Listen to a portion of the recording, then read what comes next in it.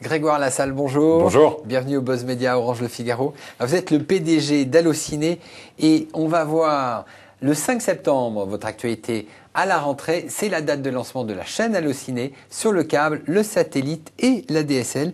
Alors ça sera une chaîne de cinéma de plus, j'allais dire. Attendez, à cette époque où il y a quand même de moins en moins de films à la télévision, une chaîne gratuite dans le bouquet basique qui diffusera, je l'espère, un film tous les soirs. Je pense qu'elle est bienvenue, une chaîne de cinéma de patrimoine en plus, qui incite les gens à aller au cinéma.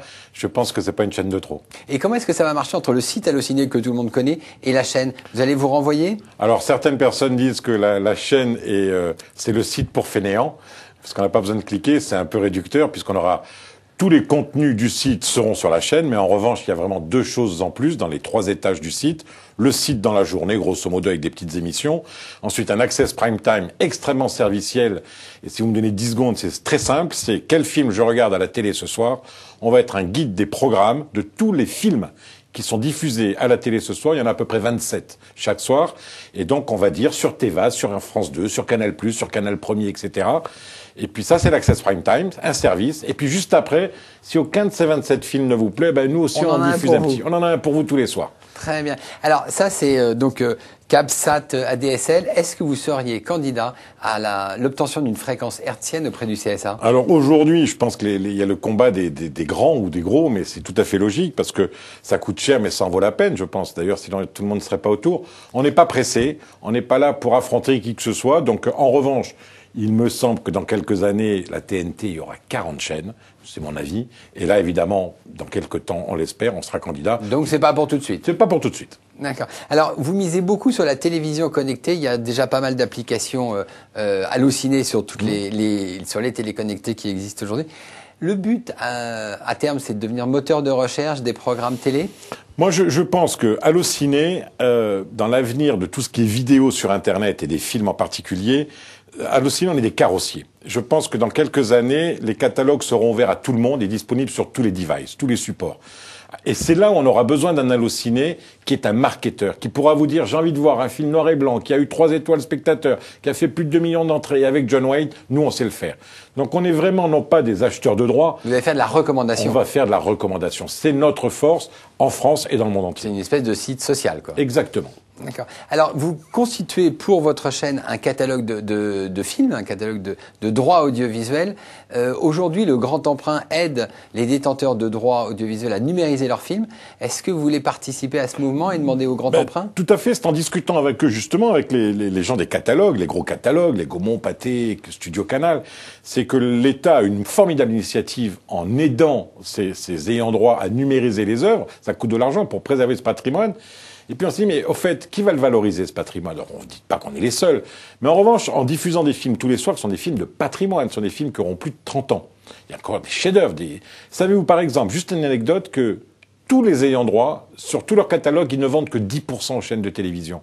90% dorment dans les tiroirs. Donc vous allez exposer ces 90%. On va exposer ces 90%. C'est ça l'idée. Avec une éditorialisation, une thématisation. Tous les lundis, un polar.